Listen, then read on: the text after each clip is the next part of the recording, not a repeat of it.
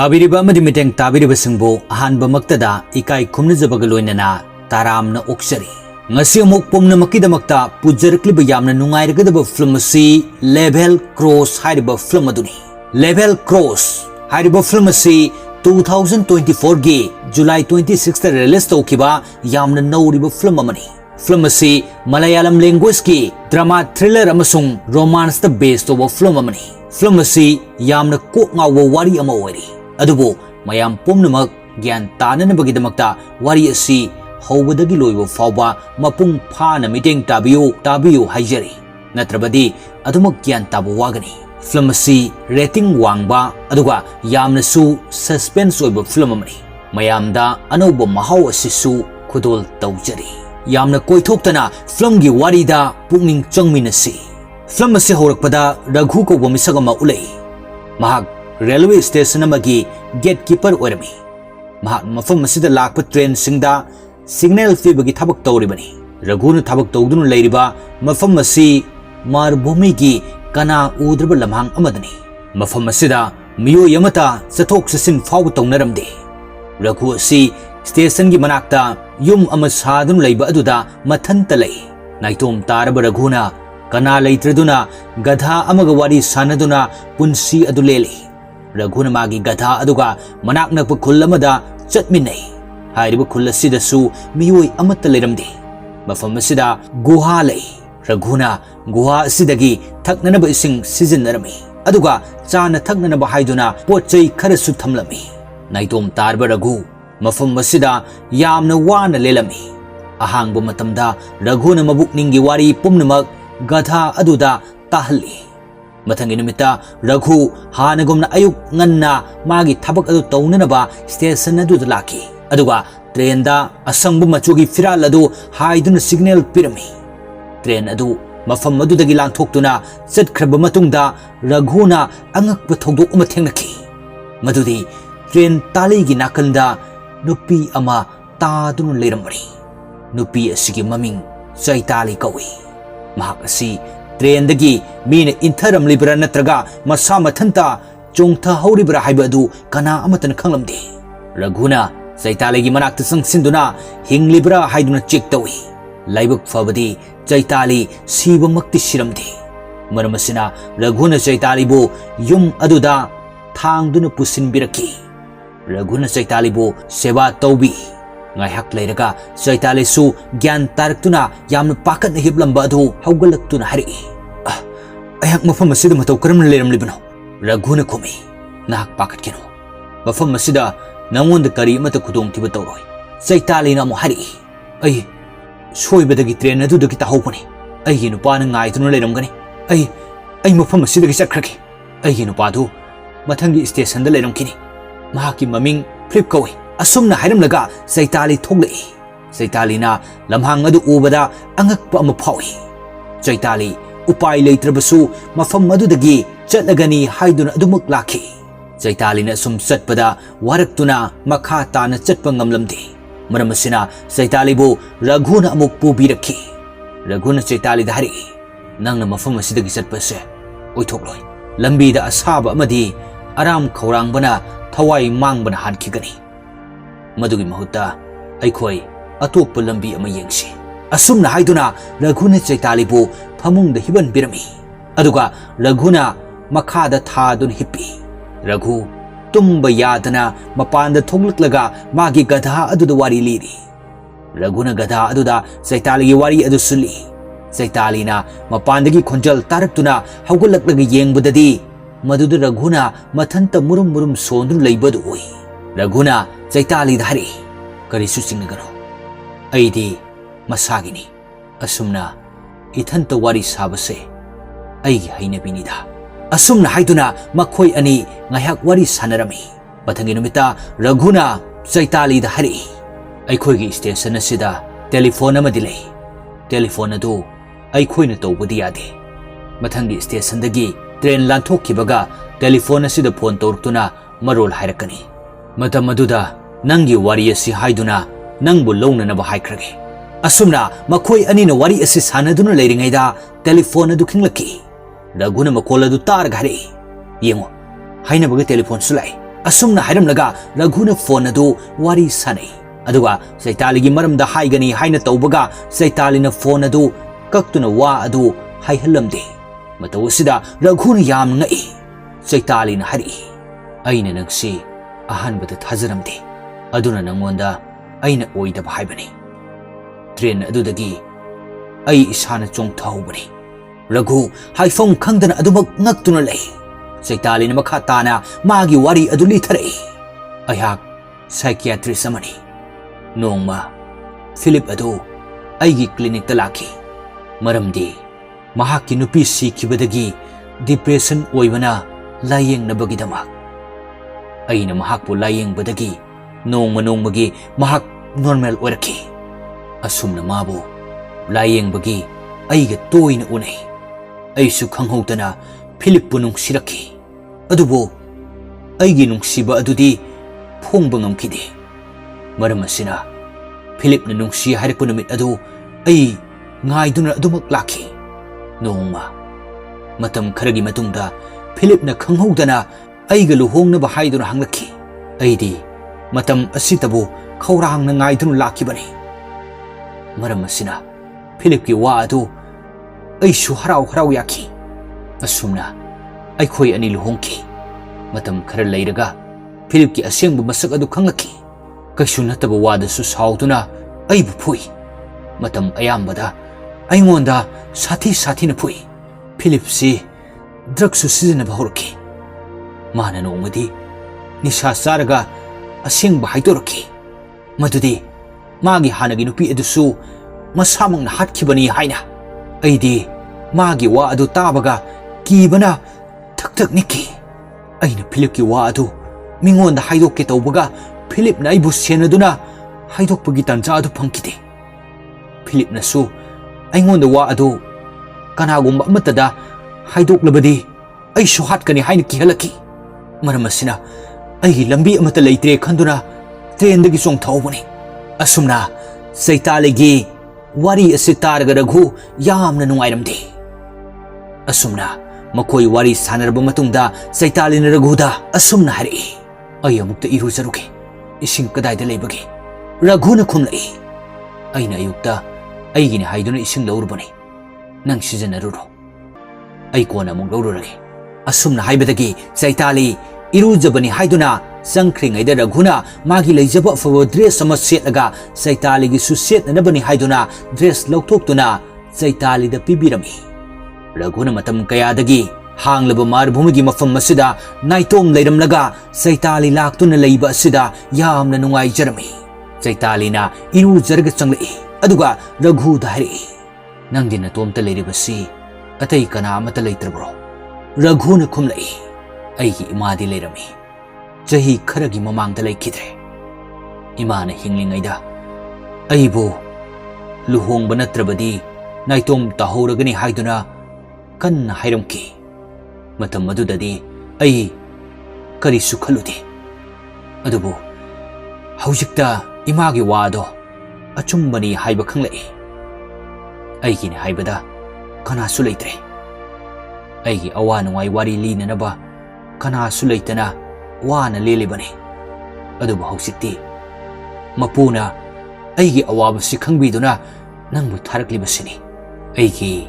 gada amalai aduga thangnabu khulasida potchaisu khara thari masina punsi silenduna leiribani Saitalina mu hari asigumlaba punsi asidi miyoi kharkhaki laibak tambani yengo aigi punsi se ai amuk hana satpa pamtre adubo mafam asida su Philip adu laktuna aibu thira dawribani ado karigum Philip na mafam asida aibu thiba laklabadi haidokpiganuko mana ibu phangkrabadi soidan hatpikragani asumna hairamlaga Saitalina Raghugi mathada non thaduna kablami Saitaligi matau asida Raghuna yamna nungsijarami Saitalina Raghu dhari haujikti aisu leiribanina yumgi thabak pumnamak aina loina suraki nangna potchai aduda pubiro Raghu su Saitalina haribu wa asi yamna harauna yarami tanja asida train lakpagi pau phanglaktuna Raghuna train da phiral haiduna signal fi bu chatki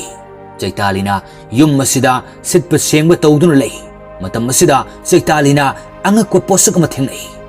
madudi upu paksi macha amagi manungda khabargi article mayam ama kaktuna thamlami article sing adudi nupa amana magi imungi mi sing amadi macha ani halamnai asumna I madu upada Chaitali yamna pakhani aduga Chaitalina identity card amasu fangi hairiba identity card adu Raghu kauba gatekeeper amagi identity card oirami hausi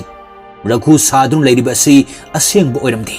Chaitali di pumnamak asi uraga yamna pakhatuna leiringaida Raghu mayumda halai Raghuna Chaitali gi pakhatpa matawudu uraga yamna chingnarami Raghuna identity card adu phanglami aduga khali Chaitali na pakhaliba asi identity card asina maram oirigani haina Raghuna identity card adu khullaga leithorakpada Chaitali na thang sori ama paiduna yamna kina leptuna lerami Chaitali na hari nang inakta changkono Raghuna khumlai kaino nang khalidubo nang khalidu lale ai wari punmag haike amukta tapthago asumna haiduna Raghuna magi wari amuk Chaitali da lirai chahi 10 muki mamangda imana ibu luhongnaba kanna haibadagi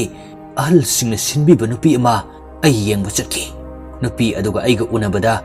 aina nupi aduda asengba haiki karigumba nangi nungsinaba leirabadi sengna adum hairao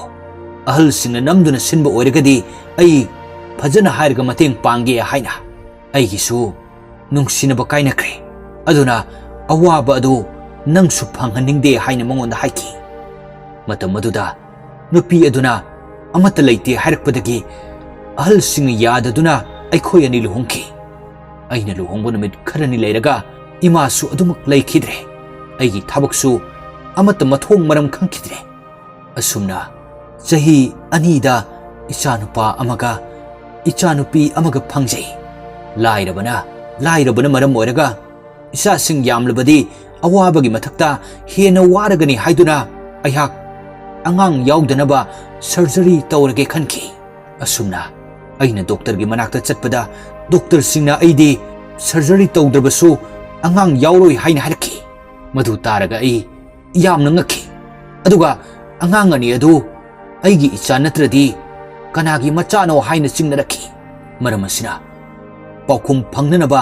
aina yumda halakpadadi image sina ukhi aigi nupiga magi nungsinaramba nupaga famongda leiminaramki madu uraga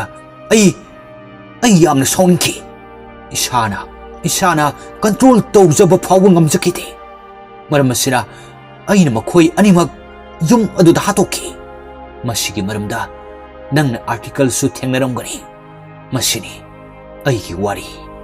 thogdok adudagi police na aibu koithi thinaraki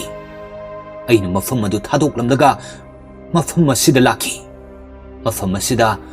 uncle Raghu ga thengnaki mahak gatekeeper ama oirami mahak aibu mafam asida lehinbirami aduga pochai thabasu tambiramki uncle Raghu di tha amamuki mamangda leikidre aigi imatusu aigi nupina hu pijaduna hatpi khibo oiramgani imana magi asengbu wari adu khanglakpadagi aina luhongbu matamaduda imadu yamna kankhibani aduga luhongba chayol ama phabaga sire harki nangso mukta hayone aina taba atopa kanagumba ma oiramlabasu mak kari tawgani Chaitalina wari pumnamak sitaraga chingnaramba adu pharami amasung Raghubu konsinbiduna awaba adu phathabiki mathangi sinda Chaitalina Raghu da hari ngasidi singlawbudu ai chatlurage nang yumda pothadun leramo asumna Chaitali isinglaw satki Raghu su mayumda thabak khara tawramlaga ngaihak pothadun leiringaida kanagumba ama lakpagi samil tarki maramasina Raghu yochai ama paiduna yengba thoglaki Raghuna thoglakpadadi Philip mapanda leptuna lerami Philipna Chaitali bo sum thidun lakpada mafam masi yawrakhibani Raghu di Philip ubada yamna pakhali Philip na hari yengo ai mafam masida miyoy ama thirakpani mafam masida mating niduna mi amata lakidabra Raghu yamna pakhana khumlai ꯂꯥꯛꯇꯦ ꯂꯥꯛꯇꯦ ꯃꯐꯝ ꯑꯁꯤꯗ ꯅꯨꯄꯤ ꯑꯃꯠꯇ ꯂꯥꯛꯇꯦ ꯅꯍꯥꯛ ꯃꯐꯝ ꯑꯁꯤꯗꯒꯤ ꯆꯠꯈ꯭ꯔꯣ ꯔꯘꯨꯒꯤ ꯄꯥꯎꯈꯨꯝ ꯑꯁꯤ ꯇꯥꯕꯗ ꯐꯤꯂꯤꯞꯅ ꯍꯥꯏꯖꯤꯟꯕꯅꯤ ꯍꯥꯏꯕ ꯈꯪꯂꯛꯈꯤ ꯐꯤꯂꯤꯞꯅ ꯍꯥꯏꯔꯛꯏ ꯑꯩꯅ ꯅꯉꯣꯟꯗ ꯀꯔꯝ ꯀꯥꯟꯗ ꯅꯨꯄꯤ ꯑꯃ ꯊꯤꯔꯛꯏ ꯍꯥꯏꯈꯤꯕꯅꯣ ꯅꯪꯅ ꯅꯨꯄꯤ ꯑꯃꯠꯇ ꯂꯥꯛꯇꯦ ꯍꯥꯏꯅ ꯈꯨꯝꯂꯛꯂꯤꯕꯁꯦ ꯑꯩꯗꯤ ꯃꯤ ꯑꯃ ꯂꯥꯛꯈꯤꯕ꯭ꯔꯥ ꯍꯥꯏꯅ ꯍꯪꯈꯤꯕꯗꯅꯤ ꯑꯁꯦꯡꯕ ꯍꯥꯏꯌꯣ ꯅꯪꯅ ꯁꯤꯈꯥꯕꯨ ꯀꯗꯥꯏꯗ ꯊꯝꯈ꯭ꯔꯤꯕꯅꯣ ꯔꯘꯨꯗꯤ ꯁꯤꯈꯥꯒꯤ ꯃꯤꯡ ꯑꯁꯤ ꯇꯥꯕꯗ ꯍꯦꯟꯅ ꯄꯥꯈꯠꯈꯤ ꯑꯁꯨꯝꯅ ꯁꯤꯈꯥ ꯍꯥꯏꯔꯤꯁꯤ ꯀꯅꯥꯅꯣ ꯍꯥꯏꯅ ꯍꯪꯉꯤ ꯐꯤꯂꯤꯞꯅ ꯈꯨꯝꯂꯛꯏ ꯑꯗꯨꯗꯤ ꯁꯤꯈꯥꯅ ꯅꯉꯣꯟꯗ ꯁꯤꯖꯤꯟꯅꯕ ꯋꯥꯔꯤ ꯂꯤꯗꯨꯅ ꯃꯃꯤꯡ ꯑꯁꯦꯡꯕ ꯍꯥꯏꯗꯣꯛꯇ꯭ꯔꯤ ꯅꯠꯇ꯭ꯔꯥ ꯑꯁꯨꯝꯅ ꯍꯥꯏꯗꯨꯅ ꯐꯤꯂꯤꯞꯅ ꯋꯥꯔꯤ ꯂꯤꯔꯛꯏ ꯑꯩꯍꯥꯛ ꯁꯥꯏꯀꯤꯌꯥꯇ꯭ꯔꯤꯁ ꯑꯃꯅꯤ ꯅꯪꯅ ꯆꯩꯇꯥꯂꯤꯅꯤ ꯈꯜꯂꯤꯕ ꯁꯤꯈꯥꯁꯤ ꯑꯩꯒꯤ ꯄꯦꯁꯦꯟꯅꯤ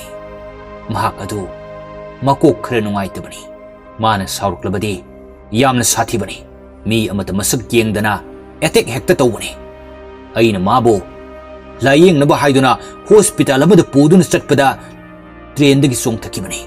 ꯑꯩꯅ ꯍꯥꯏꯔꯤꯕ ꯑꯁꯤ ꯑꯁꯦꯡꯕꯅꯤ ꯅꯪꯅ ꯃꯥꯕꯨ ꯂꯣꯠꯂꯤꯕ ꯑꯣꯏꯔꯕꯗꯤ ꯍꯥꯟꯅ ꯍꯥꯏꯗꯣꯛꯑꯣ ꯅꯠꯇ꯭ꯔꯕꯗꯤ ꯃꯥꯅ ꯅꯪꯒꯤ ꯅꯊ꯭ꯋꯥꯏ ꯑꯗꯨ ꯁꯣꯏꯗꯅ ꯂꯧꯈ꯭ꯔꯒꯅꯤ ꯃꯗꯨꯗ ꯅꯪ ꯀꯔꯤ ꯑꯃꯠꯇ ꯈꯪꯍꯧꯔꯣꯏ ꯔꯘꯨꯅ ꯋꯥꯔꯤ ꯑꯁꯤ ꯇꯥꯔꯒ ꯒ꯭ꯌꯥꯟ ꯑꯃꯠꯇ ꯇꯥꯔꯝꯗꯦ ꯃꯔꯝꯗꯤ ꯆꯩꯇꯥꯂꯤꯅꯁꯨ ꯋꯥꯔꯤ ꯑꯁꯤꯃꯛ ꯍꯥꯟꯅ ꯂꯤꯈ꯭ꯔꯕꯅꯤ ꯇꯧꯕꯇꯕꯨ ꯋꯥꯔꯤ ꯑꯗꯨꯗꯅ ꯆꯩꯇꯥꯂꯤꯅ ꯁꯥꯏꯀꯤꯌꯥꯇ꯭ꯔꯤꯁꯅꯤ ꯑꯗꯨꯒ ꯐꯤꯂꯤꯞꯅ ꯄꯦꯁꯦꯟꯅꯤ ꯍꯥꯏꯔꯝꯕꯅꯤ ꯔꯘꯨꯅ ꯆꯩꯇꯥꯂꯤꯒꯤ ꯃꯅꯥꯛꯇ ꯂꯥꯛꯇꯨꯅ ꯁꯤꯈꯥ ꯍꯥꯏꯅ ꯀꯧꯔꯝꯃꯤ ꯆꯩꯇꯥꯂꯤꯅ ꯃꯤꯡ ꯑꯗꯨ ꯇꯥꯕꯗ ꯃꯈꯨꯠꯇꯒꯤ ꯂꯩꯕꯥꯛꯀꯤ ꯏꯁꯤꯡ ꯆꯐꯨ ꯑꯗꯨ ꯇꯥꯗꯨꯅ ꯀꯥꯏꯈꯤ ꯑꯃꯁꯨꯡ ꯌꯥꯝꯅ ꯄꯥꯈꯠꯂꯤ ꯆꯩꯇꯥꯂꯤꯅ ꯔꯘꯨꯗ ꯀꯤꯅ ꯍꯪꯂꯛꯏ ꯃꯐꯝ ꯑꯁꯤꯗ ꯐꯤꯂꯤꯞ ꯂꯥꯛꯂꯕ꯭ꯔꯥ ꯃꯥꯅ ꯅꯉꯣꯟꯗ ꯑꯩꯒꯤ ꯃꯔꯝꯗ ꯑꯔꯥꯟꯕ ꯋꯥꯔꯤ ꯀꯌꯥ ꯂꯤꯁꯤꯟꯕ ꯑꯣꯏꯔꯝꯒꯅꯤ ꯁꯤꯈꯥ ꯍꯥꯏꯔꯤꯕꯗꯣ ꯃꯥꯒꯤ ꯑꯍꯥꯟꯕ ꯅꯨꯄꯤꯅꯤ ꯐꯤꯂꯤꯞꯅ ꯍꯥꯠꯈꯤꯕ ꯃꯥꯒꯤ ꯅꯨꯄꯤ ꯑꯗꯨꯅꯤ ꯔꯘꯨ ꯑꯃꯨꯛꯀ ꯍꯦꯟꯅ ꯆꯤꯡꯅꯔꯝꯃꯤ ꯆꯩꯇꯥꯂꯤꯒꯤ ꯋꯥꯔꯤ ꯑꯁꯤ ꯇꯥꯕꯗꯒꯤ ꯔꯘꯨꯅ ꯀꯅꯥꯗ ꯊꯥꯖꯒꯅꯤ ꯍꯥꯏꯅ ꯈꯜꯂꯝꯃꯤ ꯆꯩꯇꯥꯂꯤꯅ ꯑꯃꯨꯛ ꯍꯥꯏꯔꯛꯏ ꯅꯪꯅ ꯊꯥꯖꯗ꯭ꯔꯕꯗꯤ ꯍꯧꯖꯤꯛ ꯄꯨꯂꯤꯁꯇ ꯐꯣꯟ ꯇꯧꯗꯨꯅ ꯀꯧ ꯄꯨꯂꯤꯁ ꯂꯥꯛꯇꯨꯅ ꯐꯤꯂꯤꯞꯄꯨ ꯃꯐꯝ ꯑꯁꯤꯗꯒꯤ ꯐꯥꯗꯨꯅ ꯄꯨꯈ꯭ꯔꯒꯗꯕꯅꯤ ꯑꯩꯅ ꯍꯥꯏꯔꯤꯁꯤ ꯊꯥꯖꯕꯤꯌꯨ ꯑꯩ ꯂꯥꯟꯗꯕꯅꯤ ꯔꯘꯨꯅ ꯆꯩꯇꯥꯂꯤꯒꯤ ꯋꯥ ꯑꯁꯤ ꯑꯃꯨꯛ ꯇꯥꯔꯒ ꯆꯩꯇꯥꯂꯤꯅ ꯍꯥꯏꯔꯤꯕ ꯑꯁꯤ ꯑꯆꯨꯝꯕ ꯑꯣꯏꯔꯝꯒꯅꯤ ꯐꯤꯂꯤꯞꯅ ꯍꯥꯏꯖꯤꯟꯕ ꯑꯣꯏꯔꯝꯒꯅꯤ ꯍꯥꯏꯅ ꯈꯜꯂꯛꯈꯤ ꯇꯟꯖꯥ ꯑꯁꯤꯗ ꯐꯤꯂꯤꯞꯁꯨ ꯃꯐꯝ ꯑꯁꯤꯗ ꯌꯧꯁꯤꯜꯂꯛꯈꯤ ꯑꯗꯨꯒ ꯆꯩꯇꯥꯂꯤꯕꯨ ꯅꯝꯗꯨꯅ ꯃꯐꯝ ꯑꯁꯤꯗꯒꯤ ꯄꯨꯗꯨꯅ ꯆꯠꯂꯝꯃꯤ ꯑꯗꯨꯕꯨ ꯔꯘꯨꯅ ꯃꯃꯥꯡꯗ ꯊꯠꯇꯨꯅ ꯍꯥꯏꯔꯛꯏ ꯌꯦꯡꯉꯣ ꯅꯪꯅ ꯃꯐꯝ ꯑꯁꯤꯗꯒꯤ ꯆꯩꯇꯥꯂꯤ ꯄꯨꯔꯤꯕ ꯑꯁꯤ ꯑꯩ ꯌꯥꯝꯅ ꯆꯤꯡꯅꯩ ꯑꯗꯨꯅ ꯅꯪꯅ ꯆꯩꯇꯥꯂꯤꯕꯨ ꯄꯨꯈꯤꯕ ꯌꯥꯔꯣꯏ ꯑꯁꯨꯝꯅ ꯔꯘꯨꯒ ꯐꯤꯂꯤꯞꯀ ꯋꯥꯔꯤ ꯁꯥꯟꯅꯗꯨꯅ ꯂꯩꯔꯤꯉꯩ ꯇꯥꯂꯛ ꯑꯁꯤꯗ ꯆꯩꯇꯥꯂꯤꯅ ꯌꯣꯠꯆꯩ ꯑꯗꯨꯅ ꯇꯨꯡꯂꯣꯝꯗꯒꯤ ꯐꯤꯂꯤꯞꯀꯤ ꯃꯀꯣꯛꯇ ꯀꯟꯅ ꯊꯣꯝꯂꯛꯈꯤ ꯐꯤꯂꯤꯞ ꯂꯩꯃꯥꯏꯗ ꯒ꯭ꯌꯥꯟ ꯃꯥꯡꯗꯨꯅ ꯍꯥꯏꯊꯈꯤ ꯆꯩꯇꯥꯂꯤ ꯌꯥꯝꯅ ꯄꯥꯈꯠꯅ ꯀꯟꯅ ꯀꯞꯄꯤ ꯃꯇꯧ ꯑꯗꯨ ꯎꯔꯒ ꯔꯘꯨꯅ ꯅꯪ ꯀꯔꯤꯝꯇ ꯄꯥꯈꯠꯀꯅꯣ ꯅꯪꯅ ꯇꯧꯔꯤꯕ ꯑꯁꯤ ꯑꯔꯥꯟꯕ ꯅꯠꯇꯦ ꯑꯩ ꯂꯩꯔꯤꯕꯁꯤꯅꯤ ꯅꯪ ꯀꯔꯤꯁꯨ ꯈꯟꯒꯅꯣ ꯐꯤꯂꯤꯞ ꯒ꯭ꯌꯥꯟ ꯂꯥꯛꯇꯨꯅ ꯍꯧꯒꯠꯂꯛꯀꯦ ꯇꯧꯕꯗ ꯔꯘꯨꯅ ꯌꯣꯠꯆꯩ ꯑꯗꯨ ꯑꯃꯨꯛ パイꯈꯠꯇꯨꯅ ꯍꯟꯖꯤꯟ ꯌꯥꯝꯅ ꯁꯥꯊꯤꯅ ꯐꯤꯂꯤꯞꯀꯤ ꯃꯀꯣꯛꯇ ꯍꯟꯗꯨꯅ ꯀꯜꯂꯤ ꯔꯘꯨꯒꯤ ꯁꯥꯊꯤꯕ ꯃꯇꯧ ꯑꯁꯤ ꯎꯔꯒ ꯆꯩꯇꯥꯂꯤ ꯌꯥꯝꯅ ꯉꯛꯏ ꯐꯤꯂꯤꯞ ꯁꯤꯗꯨꯅ ꯂꯩꯔꯤꯕ ꯑꯗꯨꯗ ꯐꯤꯂꯤꯞꯀꯤ ꯋꯥꯂꯦꯠ ꯑꯗꯨ ꯔꯘꯨꯅ ꯎꯏ ꯔꯘꯨꯅ ꯋꯥꯂꯦꯠ ꯑꯗꯨ ꯈꯨꯟꯗꯨꯅ ꯌꯦꯡꯕꯗ ꯀ꯭ꯂꯤꯅꯤꯛꯀꯤ ꯆꯦ ꯑꯃꯁꯨ ꯌꯥꯎꯔꯝꯃꯤ ꯆꯦ ꯑꯗꯨꯗ ꯗꯣꯛꯇꯔ ꯐꯤꯂꯤꯞꯀꯤ ꯃꯤꯡꯁꯨ ꯌꯥꯎꯔꯝꯈꯤ ꯑꯗꯨꯒ ꯄꯦꯁꯦꯟꯒꯤ ꯃꯃꯤꯡꯅ ꯁꯤꯈꯥ ꯏꯔꯝꯃꯤ ꯔꯘꯨꯅ ꯆꯦ ꯑꯁꯤ ꯎꯔꯨꯕꯗꯒꯤ ꯋꯥꯔꯤ ꯑꯁꯦꯡꯕ ꯑꯗꯨ ꯈꯪꯂꯛꯇꯨꯅ ꯌꯥꯝꯅ ꯅꯤꯡꯕ ꯀꯥꯏꯈꯤ ꯃꯔꯝꯗꯤ ꯐꯤꯂꯤꯞꯅ ꯍꯥꯏꯔꯝꯕ ꯑꯗꯨ ꯄꯨꯝꯅꯃꯛ ꯑꯆꯨꯝꯕ ꯑꯣꯏꯔꯝꯕꯗꯨꯗ ꯔꯘꯨ ꯌꯥꯝꯅ ꯅꯨꯡꯉꯥꯏꯇꯅ ꯂꯩꯊꯣꯔꯛꯀꯦ ꯇꯧꯕꯗ ꯆꯩꯇꯥꯂꯤꯅ ꯍꯥꯏꯔꯛꯏ ꯆꯨꯝꯃꯤ ꯑꯩ ꯆꯩꯇꯥꯂꯤ ꯅꯠꯇꯦ ꯑꯩ ꯁꯤꯈꯥꯅꯤ ꯑꯁꯨꯝꯅ ꯍꯥꯏꯔꯗꯨꯅ ꯌꯣꯠꯆꯩ ꯑꯗꯨꯅ ꯔꯘꯨꯗꯁꯨ ꯀꯟꯊꯔꯛꯏ ꯁꯤꯟ ꯑꯁꯤ ꯀꯠ ꯇꯧꯗꯨꯅ ꯐꯤꯂꯝꯒꯤ ꯑꯔꯣꯏꯕ ꯁꯤꯟ ꯑꯃꯨꯛ ꯎꯠꯂꯛꯏ ꯔꯘꯨꯅ ꯃꯀꯣꯛꯇ ꯕꯦꯟꯗꯦꯖ ꯌꯦꯠꯇꯨꯅ ꯃꯌꯨꯝꯗ ꯂꯩꯔꯝꯃꯤ ꯆꯩꯇꯥꯂꯤꯗꯤ ꯎꯔꯝꯗꯦ ꯃꯁꯤꯗꯒꯤ ꯑꯩꯈꯣꯏꯅ ꯈꯪꯉꯤ ꯃꯗꯨꯗꯤ ꯆꯩꯇꯥꯂꯤ ꯑꯗꯨ ꯔꯘꯨꯅ ꯍꯥꯠꯈ꯭ꯔꯦ ꯍꯥꯏꯕ ꯑꯁꯨꯝꯅ ꯔꯘꯨꯅ ꯃꯔꯥꯜ ꯑꯃꯠꯇ ꯂꯩꯇꯅ ꯃꯤꯑꯣꯏ ꯀꯌꯥ ꯍꯥꯠꯈꯤ ꯑꯗꯨꯒ ꯍꯥꯡꯂꯕ ꯃꯥꯔꯚꯨꯃꯤ ꯂꯝ ꯑꯁꯤꯗ ꯃꯊꯟꯇ ꯃꯄꯨꯟꯁꯤ ꯂꯦꯟꯈꯤ ꯑꯔꯣꯏꯕ ꯁꯤꯟ ꯑꯁꯤꯗ ꯔꯘꯨꯒꯤ ꯒꯙꯥ ꯑꯗꯨ ꯁꯤꯗꯨꯅ ꯁꯔꯨ ꯁꯌꯥꯡ ꯇꯥꯔꯤꯕ ꯑꯗꯨꯁꯨ ꯎꯠꯂꯛꯈꯤ ꯑꯗꯨꯒ ꯐꯤल्म ꯑꯁꯤꯒꯤ ꯋꯥꯔꯤ ꯑꯁꯤꯁꯨ ꯃꯇꯥꯡ ꯑꯁꯤꯗ ꯂꯣꯏꯁꯤꯟꯈꯤ ꯐꯤल्म ꯑꯁꯤ ꯌꯦꯡꯂꯒ ꯃꯌꯥꯝꯅ ꯄꯥꯝꯕꯤꯔꯕꯗꯤ ꯀꯃꯦꯟꯇ ꯍꯥꯏꯕꯤꯔꯝꯃꯨ ꯃꯗꯨꯅ ꯑꯩꯈꯣꯏꯒꯤ ꯊꯧꯅꯥ ꯑꯣꯏꯖꯒꯦ ꯃꯌꯥꯝꯒꯤ ꯁꯄꯣꯔꯠꯇꯕꯨ ꯈꯧꯔꯥꯡꯅ ꯉꯥꯏꯖꯔꯤ ꯃꯊꯪꯒꯤ ꯅꯨꯡꯉꯥꯏꯔꯕ ꯐꯤल्म ꯑꯃꯗ ꯃꯌꯥꯝ ꯄꯨꯟꯅ ꯑꯃꯨꯛ ꯍꯟꯅ ꯊꯦꯡꯅꯃꯤꯟꯅꯁꯤ ꯉꯁꯤꯒꯤ ꯑꯣꯏꯅꯗꯤ ꯃꯇꯥꯡ ꯑꯁꯤꯗ ꯇꯦꯟꯁꯤꯟꯖꯔꯤ